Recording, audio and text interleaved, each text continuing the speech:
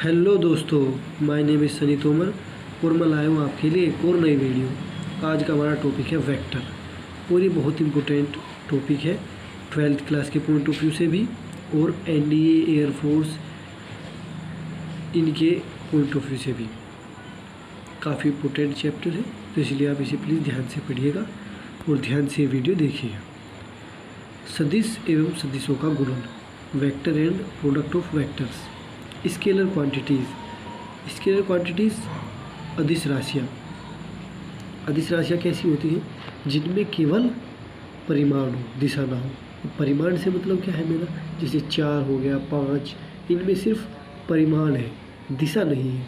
अब हम जैसे 4 बोलते हैं तो 4 को हम ऐसे थोड़े बोलते हैं 4 पूर्व की दिशा में, कैसे बोलते हैं? नहीं, 4 ही बोलते हैं बस।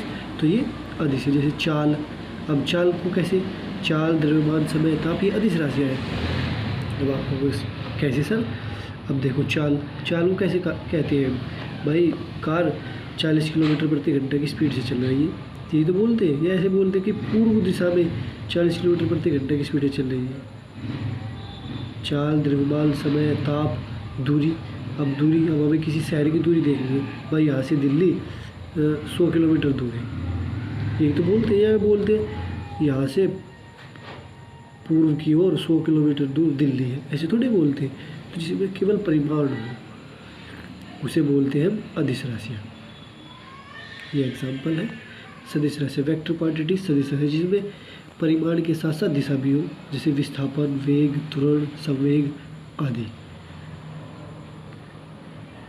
ठीक है, ये सब सदिश राशियाँ हैं क्योंकि इनमें दिशा के साथ साथ परिमाण भी है और दिशा भी दोनों है, तो इसलिए ये सदिश राशियाँ हो गई। अभी देखो नोट,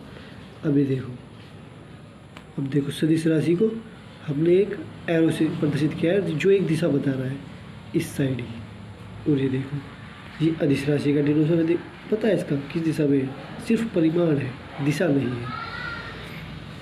ऐसे ही आगे वेक्टर। अब देखो ए को ऐसे, वेक्टर को ऐसे रिप्रेजेंट करते हैं, ए के ऊपर वेक्टर रख दिया ना, यानी कि दिशा, ये दिशा का, ठीक। और स्केलर में ए को ए ही, बस 4 को 4 ही तो रखे ये। अब ये होता है मॉडुलस, यानी कि वेक्टर ए का मापांक, तो वो एक अदिश राशि होता है, ठीक। ए आ गया ना, ये जैसे 4 है, सपोज ये एक वेक्टर राशि है तो इसका मोड क्या होगा, 4, एक अदिश राशि। अब देखो मोड कैसे निकालते हैं, ये देखो 5 और वेक्टर एक्स दिया हुआ है, उसका मोड निकालना है तो 5x आ गया। अब ये आया कैसे वो देखते हैं। तो जो x वेक्टर है, जो उसका गुणांक होता है, इनके किसी वेक्टर राशि का जो गुणांक होता है, कोफिशिएंट होता है, उसका वर्ग करो और अंडर रूट कर दो। और वेक्टर एक्स का तो हमें पता ही है x, ये तो वेक्टर ए का ए, ऐसे वेक्टर एक्स का x, लेकिन 5 जो है उसका ऐसे निकालते हैं, ठीक है, 5, इसीलिए 5x आया। अगर यहाँ पर जोड़ होता तो हम क्या करते, suppose 5 vector x plus 4 vector y, ये होता तो 5 का स्क्वायर प्लस 4 का स्क्वायर, तब ऐसे आता। टाइप्स ऑफ वेक्टर, सदिशों के प्रकार। एकांक सदिश यूनिट वेक्टर, इसे रिप्रेजेंट करते हैं ए कैप। ये कैप होती है, ये ऊपर चिन्ह लगा है ना, देखो, इसे बोलते हैं कैप। तो A cap is equal to होता है vector A upon mode of vector A, यानी कि वेक्टर ए का मॉडुलस, मापांक। और कैप, ए कैप का जो मोड होता है, इनके मापांक होता है, वो 1 होता है हमेशा, ये बात याद रखिएगा। शून्य सदिश, नल सेट, यानी कि जिसमें 0 हो, जिसका सदिश 0 हो, 0। जैसे ए से बी कोई चीज़ गई तो कितना हो गया, 4 मीटर, उसने कुछ दूरी तय की, यानी कि यहाँ पर 0 सदिश नहीं है। लेकिन अगर वो ए से ए ही जाए तो देखिए वहाँ का वही रह गया, तो 0। जैसे अब कोई व्यक्ति ए से चला और फिर ए पर आ गया घूम फिर के, तो क्या हुआ, 0। क्या दिशा हुई इसकी, कुछ भी दिशा नहीं है, तो ये शून्य सदिश होता है। वैसे दूरी उसने 20 मीटर तय की है, लेकिन विस्थापन 0 ही है। फिर होता है समान सदिश, जो परिमाण में भी बराबर हो और दिशा में भी एक जैसे हो, उन्हें बोलते हैं हम समान सदिश। इस बात को समदिश सदिश यानी कि जो सिर्फ दिशा में एक हो, परिमाण का पता नहीं है। देखो जैसे वेक्टर ए और वेक्टर बी, अब दिशा में तो एक है, परिमाण में थोड़ी पता है। हो सकता है भाई एक 4 हो एक 5 हो सकता है दोनों सेम भी हो। विपरीत सदिश यानी कि जो एक दूसरे के विपरीत हो।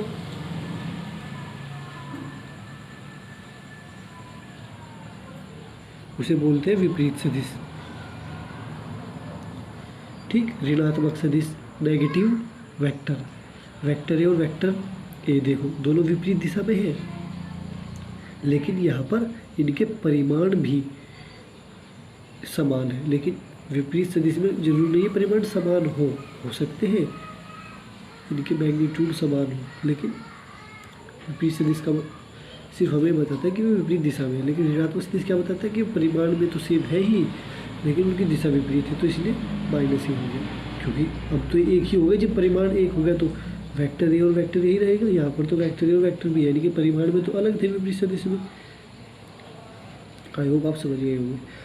समरेखीय सदिश को लीनियर वेक्टर, को लीनियर वेक्टर कि जो एक ही रेखा में हो। समरेखीय उसे तो बोलते, देखो जी वेक्टर ए और वेक्टर बी एक ही रेखा में हो, तो ये एक रेखीय होगी। समतलीय सदिश कोप्लानर यानी कि जो एक ही समतल में, देखो जैसे ये स्क्वायर बना हुआ है, वेक्टर ए वेक्टर बी इसके अंदर ही तो है, तो एक में जैसे त्रिभुज में हो सकते हैं किसी भी चीज़ में।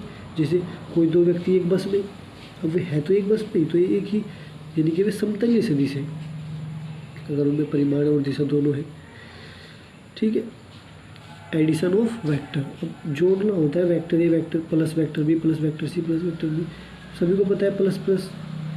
लेकिन अगर त्रिभुज से हमें जोड़ना है तो कैसे जोड़ेंगे? अब देखो ये ओ होता है पोजीशन वेक्टर, और इसकी वेक्टर कैलकुलस में बहुत अहमियत है, इम्पोर्टेंट है। तो ओ से, अब देखो ओ ए बी ये एक त्रिभुज है। अब जो ए की तरफ जा रहा है उसे वेक्टर ए से, जो बी की तरफ जा रहा है वेक्टर बी से।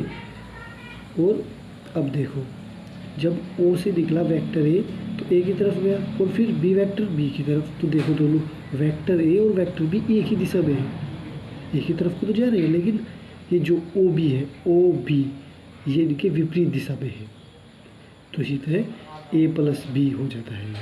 जब ऐसे कोई दो वेक्टर मिले जो तो दो तो एक दिशा में हो और तीसरा उनके मिलान बिंदु पर हो, यानी कि उनके विपरीत हो,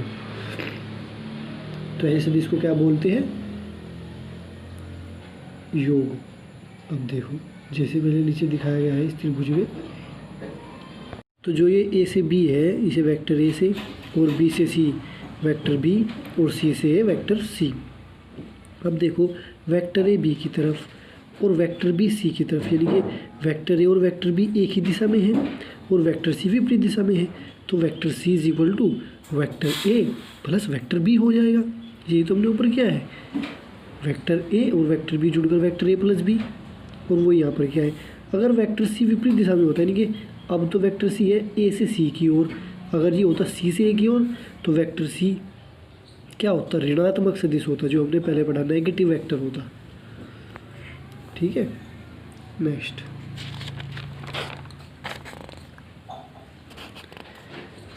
सबट्रैक्शन ऑफ वेक्टर्स, वो ये ए माइनस बी माइनस सी ऐसे ही। अब देखो जैसे यहाँ पर वेक्टर ए बी से ए की ओर और वेक्टर बी ओ से बी की ओर, तो दोनों वेक्टर ए और वेक्टर बी एक ही दिशा में है, और वेक्टर सी भी इनकी ही दिशा में है, यानी कि तीनों एक ही दिशा में है। लेकिन हमारा योग नियम क्या कहता है, वेक्टर सी होना चाहिए वेक्टर बी और वेक्टर ए के विपरीत दिशा में, या फिर वेक्टर ए विपरीत दिशा में, यानी कि दो वेक्टर एक दिशा में और तीसरा वेक्टर विपरीत दिशा में होना चाहिए। तो ओ ए क्या होगा वहाँ, O A vector C is equal to vector A plus vector B. अब वेक्टर सी की जगह क्या है वहाँ पर, minus vector C is equal to vector A plus vector B, और ये vector A plus B plus C is equal to 0। ये इक्वेशन आपको याद रखनी है। अब देखते हैं स्थिति सदिश पोजीशन वेक्टर। अब देखो जो ये ओ है ये स्थिति सदिश है, और इसके सापेक्ष जो भी हम लेंगे वेक्टर वो पोजीशन वेक्टर हो जाएगा। तो हमें यहाँ बी ए का स्थिति सदिश निकालना है, बी ए का, तो ए का स्थिति सदिश माइनस बी का स्थिति सदिश, देखो बी ए का स्थिति सदिश इक्वल टू ओ ए, तो वेक्टर ओ ए आएगा पहले। देखो बी ए है, ए बाद में आ रहा है, तो पहले ओ ए माइनस ओ बी, अगर ए बी होता तो ओ बी माइनस ओ ए। ऐसे हम स्थिति सदिश के पोजीशन वेक्टर निकालते हैं। क्वेश्चंस करते हैं। 25 न्यूटन, और हमें यह बताना है कि अदिश राशि है सदिश। अब देखो फोर्स, बल, अब बल तो हम किसी दिशा में लगाते हैं ना, भाई ग्रेविटेशनल फोर्स लगता है नीचे की ओर, या फिर हमें किसी चीज़ को खिसकाना होता है किस ओर, या ज़्यादातर हम पूछते ही हैं किस दिशा में बल लग रहा है, तो बल एक हमारी सदिश राशि है। और F बराबर m में इसका फॉर्मूला भी होता है, वो मैंने आपको पहले बताया था। जब अदिश राशि को जब सदिश राशि को किसी अदिश राशि से गुणा होती है तो वह सदिश राशि बनती है। अब देखो ए क्या है यहाँ पर, त्वरण एक्सेलरेशन, और एक्सेलरेशन क्या है, एक सदिश राशि, और m द्रव्यमान क्या है, एक अदिश राशि। जब एक अदिश राशि को सदिश राशि से गुणा करेंगे तो एक सदिश राशि प्राप्त होगी, तो F क्या हो गया, एक सदिश राशि। ऐसे भी हम ज्ञात कर सकते हैं। बिंदु ए व बी के ओ के सापेक्ष स्थिति सदिश a plus B A minus B है, तो ओ के सापेक्ष हमेशा स्थिति सदिश ओ के सापेक्ष ही होते हैं, तो ए भी याद करना है। तो हमें ओ ए दे दिया, ओ के सापेक्ष स्थिति सदिश दे दिया ना, तो ओ ए क्या दे दिया, ए प्लस बी, ओ बी क्या दे दिया, माइनस बी। ए भी निकालना है, तो ओ बी माइनस ओ ए माइनस बी माइनस ए माइनस बी और माइनस 2b, ये हमारा आंसर होगा।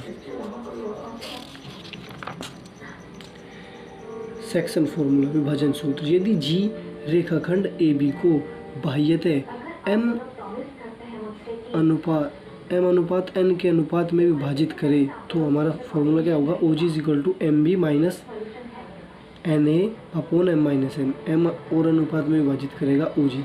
अब देखो ये जैसे ये एक वो स्थिति सदिश है, और ये देखो जी। अब देखो ए बी एक रेखाखंड दिख रहा होगा आपको जो परपेंडिकुलर है, जो एक सीधी रेखा में है, ए बी, ठीक है। तो इसे जी दो भागों में विभाजित कर रहा है। देखो ये इसके कहीं है तो ये दो भागों में विभाजित कर रहा है, तो मान ले सपोज एम और अनुपात भागों में विभाजित कर रहा है। देखो ए जी भाग है एम और जी बी भाग है एन, तो एम और एन अनुपात में विभाजित कर रहा है। अगर ये बाह्यतः विभाजित करेगा तो ये देखो मैंने नीचे रोटेट करके खींची हुई है, किसी बिंदु सी पर करेगा। तो ऐसे निकालने के लिए हमें अब देखो वेक्टर ए बी चाहिए और वेक्टर बी और एम अनुपात एन, तो ऐसे निकलता है ये O G, M B minus N A upon M minus N.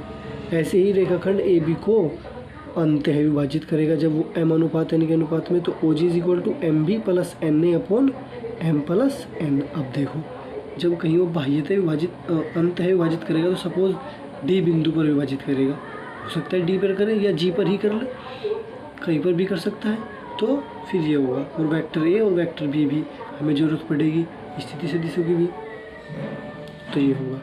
और यदि जी रेखाखंड ए बी का मध्य बिंदु है तो ए प्लस बी बटे तो हो जाएगा, सीधी सी बात है। अब देखो एम और एन की जगह 0 रख दो अंतः विभाजित वाले सूत्र में, इसमें तो ए प्लस बी बटे 2 ही आएगा। तो ठीक है, आज की वीडियो यहीं पर रखते हैं। आई होप आपको समझ में आ जाएगा। तो यदि आपको वीडियो अच्छी लगी हो तो please like share and subscribe. Thank you for watching.